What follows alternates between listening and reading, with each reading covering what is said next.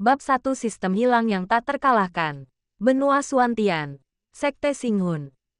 Ye Feng menatap kerumunan orang di sekitarnya yang mengenakan pakaian aneh dengan ekspresi bingung di wajahnya, dan benar-benar tercengang. Siapa saya? Di mana aku? Bukankah aku bermain game di rumah sepanjang malam? Ledakan. Pada saat ini, sebuah kenangan aneh muncul dari benaknya, dan sedikit rasa sakit muncul di wajah Ye Feng. Setelah beberapa saat, senyum pahit muncul di wajah Ye Feng, karena dia menyadari bahwa dia telah melakukan perjalanan melintasi ruang dan waktu, dan melakukan perjalanan ke dunia fantasi di mana seni bela diri dihormati. Sekte Xinghun. Sekte baru yang didirikan di sini setengah bulan lalu. Kekuatan pemimpin sekte tidak diketahui. Hari ini adalah hari ketika Sekte Xinghun merekrut murid untuk pertama kalinya. Meskipun merupakan sekte yang baru berdiri, sekte ini tetap menarik ratusan pemuda dan pemudi. Semua orang ingin memulai jalur kultivasi di sini. Memikirkan hal ini, Ye Feng berbalik dan bersiap pergi tanpa ragu-ragu. Tanpa jari emas sekalipun, jika Anda ingin bergabung dengan sekte Mao, Anda harus terlebih dahulu menemukan tempat bersembunyi selama 2 tahun untuk melihat apakah jari emas akan muncul. Ledakan. Namun, pada saat ini, aura mengerikan yang memikat orang-orang tiba-tiba turun. Jangankan berjalan, sekadar menggoyangkan jari pun merupakan kemewahan di bawah tekanan yang mengerikan ini. Saat mendongak, mereka melihat seorang wanita berambut panjang mengenakan gaun putih dan seorang pria tua berambut putih mengenakan jubah tau hitam melangkah ke udara dari atas dan muncul di hadapan semua orang dalam sekejap. Aku, Luo Qiansui, adalah pemimpin sekte Xinghun. Hari ini kami sedang merekrut murid untuk sekte kami. Kami tidak akan mempertimbangkan kualifikasi, usia, atau tingkat kultivasi. Mendengar ini, mata orang-orang di bawah berbinar. Bukankah ini yang paling mereka khawatirkan? Jika faktor-faktor ini tidak diperhatikan, tidak peduli seberapa ketatnya persyaratan untuk bergabung dengan sekte tersebut, mereka merasa ada peluang besar untuk dapat bergabung dengan sekte tersebut. Belum lagi, pemimpin sekte itu sebenarnya seorang wanita yang sangat cantik, dingin, mulia, dan tidak tersentuh oleh duniawi. Ye Feng menatap Luo Qiansui yang berpakaian salju, dan tak kuasa menahan diri untuk tidak mendesah. Seperti yang diharapkan dari dunia lain, wanita ini jauh lebih baik daripada bintang-bintang top di kehidupan sebelumnya. Baik dari penampilan maupun temperamennya, itu hanyalah serangan dimensi. Jika kau ingin bergabung dengan sekte Xinghun kami, hanya ada satu syarat, yaitu menyerahkan 10.000 batu roh tingkat rendah. Kamu hanya punya waktu 1 jam. Selama kamu bisa menyerahkan 10.000 batu roh tingkat rendah, kamu bisa bergabung dengan sekte Xinghun kami. Luo Qiansui memandang ratusan anak laki-laki dan perempuan di bawah dan langsung menyatakan satu-satunya persyaratan untuk bergabung dengan sekte tersebut. Apa? Apakah aku mendengarmu dengan benar? Serahkan 10.000 batu roh kelas rendah. Sungguh lelucon. 1 batu roh kelas rendah sudah cukup untuk keluargaku makan dan minum dengan baik selama sebulan. Jika aku punya 10.000 batu roh tingkat rendah, aku tidak akan datang ke sini untuk mencoba peruntunganku. Aku pasti sudah lama menemukan sekte untuk menguji bakat dan akar spiritualku. Ayo, ayo, sekte Xinghun ini hanyalah sekte penipu. Apa gunanya memiliki pemimpin sekte yang cantik? Aku tidak punya 10.000 batu roh kelas rendah. Saat Luo Qiansui menyelesaikan kata-katanya, banyak dari ratusan anak laki-laki dan perempuan di bawah menunjukkan kemarahan, merasa telah dibodohi. Tetapi mereka hanya bergumam dan mengeluh. Tidak berani bertanya sama sekali. Lagi pula, di mata para biksu, kehidupan orang-orang biasa seperti mereka tidak ada nilainya. Jika mereka tidak berhati-hati, mereka bisa kehilangan nyawa. Apa saja persyaratan untuk bergabung dengan sekte ini? Apakah para petinggi dari dunia lain juga pengusaha berhati hitam? Ye Feng juga terkejut dengan persyaratan untuk bergabung dengan sekte tersebut. Dia tidak dapat menahan diri untuk berpikir, jika di kehidupan sebelumnya, dia harus bekerja di pabrik, tidak mendapat gaji sepeser pun, tetapi tetap harus membayar 10.000 yuan. Siapa yang akan melakukan itu?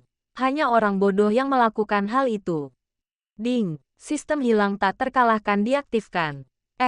Tepat saat Ye Feng hendak pergi bersama orang banyak, sebuah suara dingin tiba-tiba terdengar di benaknya. Saya berpikir untuk bertahan hidup selama 2 tahun lagi, tetapi jari emas itu tiba begitu cepat. Tapi apa sih sebenarnya sistem hilang yang tak terkalahkan itu? Ye Feng berhenti sejenak dan bertanya dalam benaknya. Sistem, apakah Anda di sini? Ceritakan tentang situasi Anda, Ding, tuan rumah. Bahkan jika kamu mati, sistem akan tetap ada. Dahi. Mendengar ini, wajah Ye Feng langsung dipenuhi garis-garis hitam. Dia merasa bahwa kecerdasan emosional sistem ini perlu ditingkatkan. Ding, host, sesuai namanya. Selama kamu terus kehilangan uang, kamu bisa menjadi lebih kuat di dunia ini. Habiskan saja uangnya, dan serahkan sisanya pada sistem. Nama, Ye Feng. Usia, 18. Alam, fana. Konstitusi, biasa. Seni bela diri, tidak ada. Kekuatan sihir, tidak ada. Barang, tidak ada. Poin pecundang, 0. Produk hilang hari ini. Jimat petir surgawi tingkat ke-9 kelas 1 * 10.000. Pada saat ini, layar cahaya tiba-tiba muncul di depan mata Ye Feng, dengan jelas menunjukkan situasinya saat ini. Ding, sistem akan menyediakan batu spiritual, kristal spiritual peri, dan mata uang beredar lainnya di dunia saat ini dalam jumlah tak terbatas. Kuasai makna pemborosan. Dalam hal apapun, lebih sedikit bukanlah pemborosan, dan lebih banyak adalah kebodohan. Hanya batu spiritual pemborosan, kristal spiritual, dalam jumlah yang tepat yang akan menghasilkan poin pemborosan. Jika tidak, sejumlah poin pemborosan akan dikurangi. Ding, kamu juga bisa mendapatkan poin boros tertentu dengan menyelesaikan tugas acak yang diberikan oleh sistem. Ding, jika kamu menghabiskan semua produk sampah harian, kamu akan mendapatkan poin sampah. Jika kamu tidak menghabiskan semuanya, poin sampah yang sesuai akan dikurangi. Ding, poin-poin yang boros dapat digunakan untuk meningkatkan wilayah tuan rumah, keterampilan bela diri, mengekstraksi kekuatan magis, item-item khusus, Wah! Mendengar perintah sistem satu demi satu, Ye Feng mulai merenung. Dia menyadari bahwa meskipun sistem ini kuat, namun tidaklah sederhana. Terutama pengingat pertama, yang membuat Ye Feng teringat pada pepatah terkenal dari kehidupan sebelumnya. Saya kaya, tetapi saya tidak bodoh. Ding, memposting misi untuk bergabung dengan Sekte Xinghun. Jika misi berhasil, Anda akan diberi hadiah 100 poin pemborosan. Jika misi gagal, 100 poin pemborosan akan dikurangi. Anda dapat menolak. Dahi, tugas yang tiba-tiba dirilis oleh sistem mengganggu pikiran Ye Feng, tetapi dia hanya ingin bertanya, apakah tugas ini opsional? Tinggi di langit. Pria tua berambut putih itu tersenyum pahit pada Luo Qianshui dan berkata, Nona, anak-anak ini berasal dari keluarga miskin di kota-kota dan desa-desa terdekat. Mereka bahkan mungkin tidak mampu membeli satu pun, apalagi 10.000 batu roh kelas rendah. Mustahil menerima murid dari sekte seperti ini. Bai tua, aku hanya ingin berlatih, tetapi ayahku memaksaku keluar untuk mencari pengalaman dan mendirikan sekte, dengan dalih agar aku dapat mengendalikan pikiranku. Namun, aku paling benci dengan hal-hal remeh seperti ini. Jangankan mengembangkan sekte, membimbing murid-murid saja akan memengaruhi kultivasiku. Singkatnya, bukan salahku jika tidak ada yang bergabung dengan sekte. Bahkan jika ayahku tahu, dia tidak akan bisa mengatakan apapun kepadaku. Setelah berkata demikian, wajah dingin Luo Qianshui akhirnya menampakkan senyum. Tetapi secercah niat membunuh terpancar di matanya. Sekte Pedang Taiksu, Pulau Peri Penglai, Sekte Tianwu, kalian semua tunggu aku. Saat aku melampaui malapetaka dan kembali ke alam atas, aku akan memberi tahu tuanku tentang pengepunganmu dan mencoba membunuhku. Aku, Luo Qianshui, bersumpah untuk tidak menjadi manusia kecuali aku membunuhmu. Tidak seorang pun tahu bahwa Luo Qianshui bukan hanya permata di mahkota Luo Wuming, pemimpin sekte Xingji di benua Xuantian, tetapi juga orang suci dari tanah suci Wuji di alam atas. Bai tua, ayo kita pergi. Tidak mungkin ada orang yang bisa mendapatkan 10.000 batu roh tingkat rendah. Bahkan jika ada yang bisa, tidak mungkin mereka menyerahkannya begitu saja hanya untuk bergabung dengan Sekte Xinghun yang baru saja aku dirikan.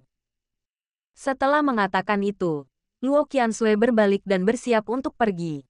Tuan, sekte ini baru saja berdiri, jadi dananya pasti terbatas. Saya bersedia menyerahkan 100.000 batu roh tingkat rendah. Apa itu? Luo Qiansui dan Bai Lao, yang hendak pergi, mendengar suara yang datang dari bawah, dan berbalik dengan mata terbuka lebar. Mereka berdua tidak percaya bahwa benar-benar ada seseorang yang bersedia menyerahkannya, dan bahkan menaikkan harganya 10 kali lipat.